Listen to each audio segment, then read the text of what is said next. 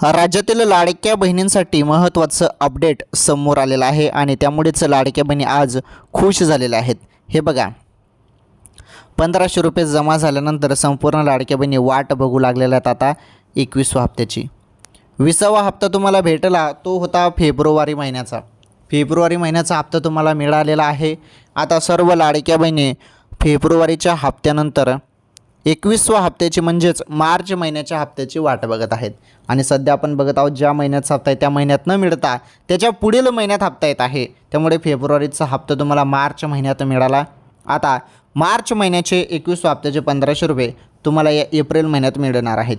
April महिन्यात तुम्हाला 15 April नंतर अपेक्षित आहे। अधिकृत माहिती जरी आलेली नसेल परंतु 15 एप्रिल नंतरच वाटप केली जाऊ शकते, शक्यता आहे। शासनाने या संदर्भात जी आर अजून काढलेला नाही, जी आर आल्यावर अजून अधिक माहिती मिळेल। ओके।